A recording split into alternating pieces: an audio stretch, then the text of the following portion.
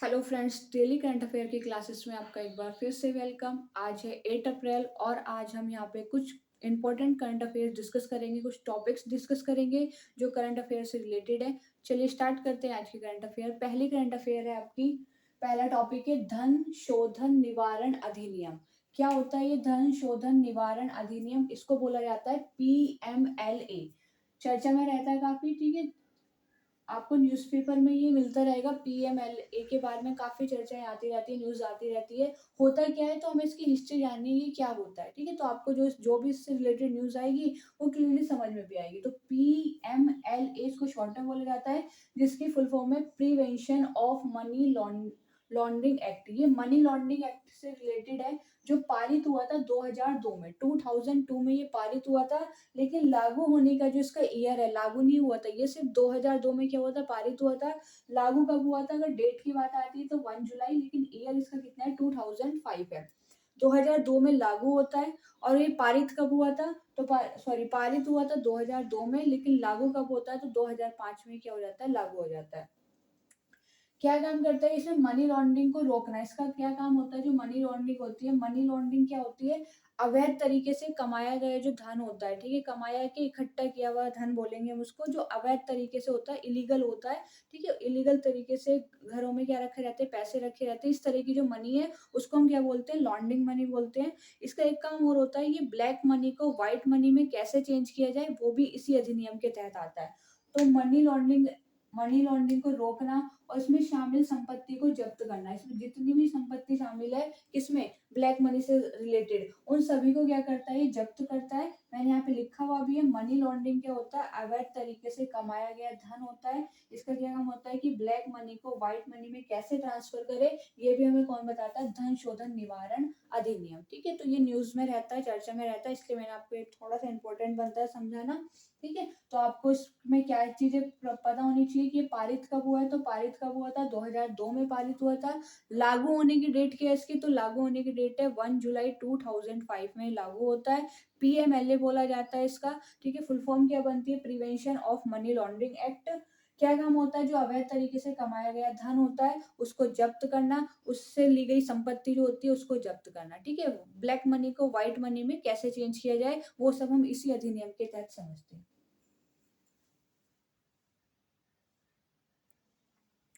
Next है आपका कर्मचारी भविष्य निधि संगठन। क्या ये सबसे बड़ा सामाजिक सुरक्षा संगठन है? किसको लेके? वित्तीय लेन देन के लिए, ठीक है। वित्त यानी कि फाइनेंस से रिलेटेड है ये। और किसके लिए? कर्मचारियों के लिए। कर्मचारी भविष्य निधि संगठन सबसे बड़ा सामाजिक सुरक्षा संगठन है, किससे रिलेटेड? वित्तीय लेन देन में। और ये क्या करता है? जो संगठित क्षेत्र है उसके लिए भविष्य निधि की क्या करता है? व्यवस्था करता है। जो भी इसमें संगठित क्षेत्र है उसके लिए भविष्य निधि के लिए, भविष्य निधि का क्या करता है? व्यवस्था करता है। भविष्य निधि का मतलब पेंशन को लेके यहाँ से किस अधिनियम के तहत है, तो ये इंपॉर्टेंट है कि किस अधिनियम के तहत ये आता है। तो किस अधिनियम के तहत आएगा? कर्मचारी भविष्य निधि और विविध प्रावधान अधिनियम 1952, ठीक है। किसके अधिनियम के तहत आएगा ये? कर्मचारी भविष्य निधि।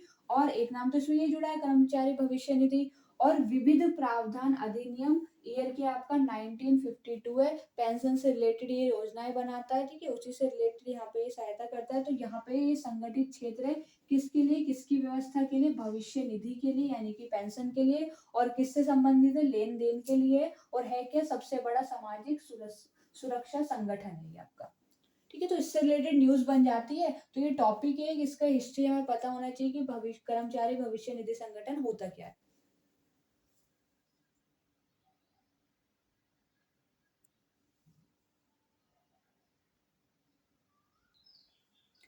नेक्स्ट है आपका ताइवान। ताइवान क्यों न्यूज में? ताइवान में अभी हाल ही में बीते कुछ दिनों में यहाँ पे क्या आया? भूकंप आया है। और भी देशों में आया है, और भी जगह पे आया है, लेकिन यहाँ पे ताइवान की चर्चा की गई है कि ताइवान में भी बीते दिनों में क्या है, हाल ही में वहाँ पे भूकंप आया, भूकंप देखा गया है। अब उसमें भूकंप कितना आया उसको लेके थोड़ा सा कंफ्यूजन है, कहीं 7.5 लिखा है, कहीं 7.6 लिखा हुआ है। तो ये किस चीज से नापा जाता है? यानी कि हमारा मेन इंपोर्टेंट मुद्दा ये नहीं आता कि वहाँ पे कितनी तीव्रता का भूकंप आया है। इसका मेजरमेंट किससे करते हैं? तो इसको मापने वाला जो मेजरमेंट यंत्र है, आपका इंस्ट्रूमेंट है, उस स्केल का नाम क्या होता है, तो उस स्केल का नाम पता होना चाहिए आपको। या तो हम रिएक्टर स्केल का यूज करते हैं या फिर करते हैं मर्केली स्केल का। मर्केली स्केल और रिएक्टर स्केल भूकंप की तीव्रता को जानने के लिए यूज किया जाता है। कौन कौन सी स्केल है आपकी, एक तो रिएक्टर स्केल है, या फिर हम क्या बोलते हैं, या दूसरी स्केल कौन सी होती है आपकी, मर्केली स्केल होती है।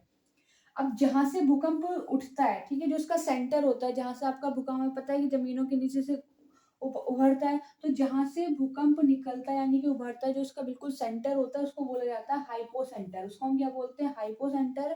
और जहां तक वो पहुंचता है, जो उसकी सरफेस होती है, जिस सरफेस तक वो पहुंच रहा है, जहां तक पहुंच रहा है वो, उस सरफेस को बोला जाता है अधिकेंद्र। तो ये दो पॉइंट्स पता होने चाहिए। हाइपो सेंटर किसको बोलते हैं, जहां से भूकंप चलना स्टार्ट होता है, जहां से उसकी तीव्रता शुरू होती है और जहां तक पहुंचती है सरफेस, जिस सरफेस तक वो पहुंच रही है उसको बोला जाता है अधिकेंद्र। और जहां से स्टार्ट होती है उसको बोलते हैं हम हाइपो सेंटर। ताइवान के बारे में पढ़े तो ताइवान की हमें स्थिति पता होनी चाहिए कि इसकी वर्ल्ड में स्थिति कहाँ पर है, वर्ल्ड मैप में। तो साउथ चाइना सी जहाँ पर है वहां पे आपको देखने को मिल जाएगा ताइवान, ठीक है। तो वर्ल्ड मैप में आप जरूर देखें। मैं फिर से बोलूंगी कि इंटरनेशनल न्यूज को समझने के लिए हमें मैप आना बहुत इंपॉर्टेंट है। अगर आपको मैप नहीं आएगा तो आप न्यूज थोड़ा कम समझ पाओगे। हमें ये नहीं पता होगा ताइवान कहाँ से रिलेटेड है, कहाँ पर है ये। तो जहाँ हमारा साउथ चाइना सी है वहां पर आपको क्या मिलेगा, ताइवान सिचुएटेड होगा, वहां पे आपको ताइवान देखने को मिल जाएगा।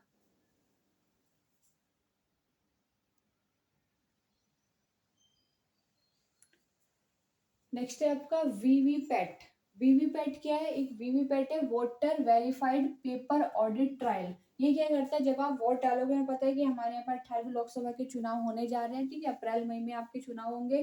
तो वहां पे जब आप वोट डालोगे उसकी पुष्टि करेगा। इसका काम क्या होगा, उसकी पुष्टि करना, उसको वेरीफाइड करना। और इसको किसके साथ जोड़ा गया है, ईवीएम के साथ जोड़ा गया है। हमें पता है ईवीएम मशीन होती है, जब हम वोट डालेंगे चुनाव के लिए तो उसमें किसका यूज किया जाता है, ईवीएम मशीन का यूज किया जाता है। इलेक्ट्रॉनिक वोट मशीन, इसमें हम ईवीएम का जब यूज करते हैं तो उसके साथ ही किसको जोड़ दिया गया है, वीवीपैट को जोड़ दिया गया है। जो क्या करेगी, आपके जो आपने वोट डाली उसकी पुष्टि करेगी। इसका फर्स्ट टाइम यूज कब हुआ था, तो 2013 में इसका फर्स्ट टाइम यूज हुआ था। वहां पे जो नागालैंड के विधानसभा चुनाव हुए थे वहां पे इसका पहली बार यूज किया गया था। तो वीवीपैट का फर्स्ट टाइम यूज कब हुआ था, तो नागालैंड के विधानसभा चुनाव में इसका यूज हुआ था। क्वेश्चन ये है कि लोकसभा में इसका यूज हुआ है, तो लोकसभा में भी इसका यूज हुआ है। 2014 के जब लोकसभा चुनाव हुए थे तो वहां पर भी किसका यूज किया गया था, वीवीपैट का यूज किया गया था, ठीक है। तो ये कुछ करंट अफेयर है, इसको नोट करो आप।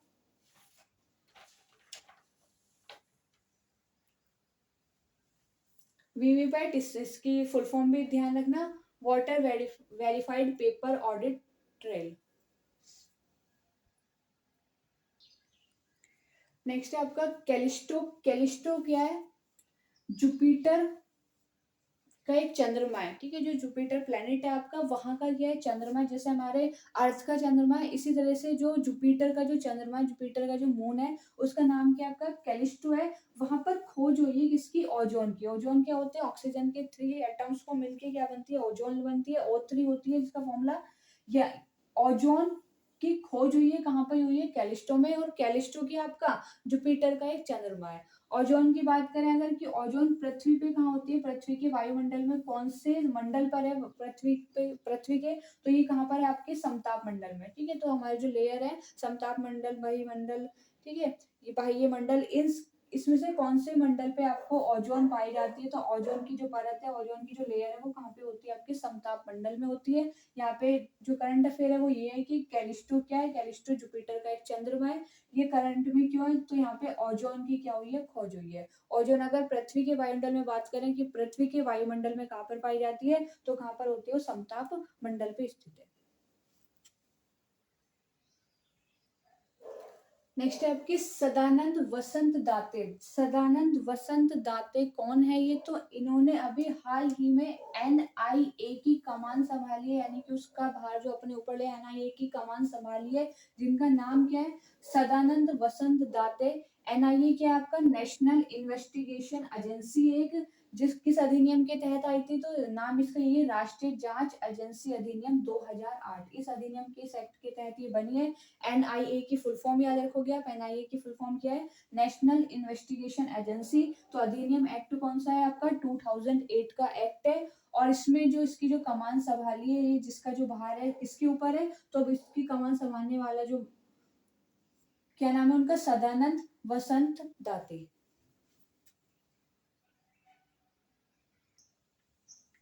नेक्स्ट है आपके जुथिल सुमिनवा तुलुका, जुड़ित है ना, नेक्स्ट नाम क्या है आपका, जुड़ित सुमिनवा तुलुका। ये क्या है, ये अभी पहली प्राइम मिनिस्टर बनी है, पहली महिला प्राइम मिनिस्टर बनी है, कहाँ की, कांगो लोकतांत्रिक गणराज्य की। देखो जो फीमेल पीएम है वो बहुत देशों की बन चुकी है, लेकिन जो फर्स्ट है वो कहाँ की बात हो रही है, कांगो लोकतांत्रिक गणराज्य, जो कहाँ पर पड़ता है आपका, अफ्रीका में आपको देखने को मिलेगा कांगो लोकतांत्रिक गणराज्य। वहां पे पहली महिला पीएम बनी है जिसका नाम क्या है, जोडिथ सुमिनवा तुलुका है।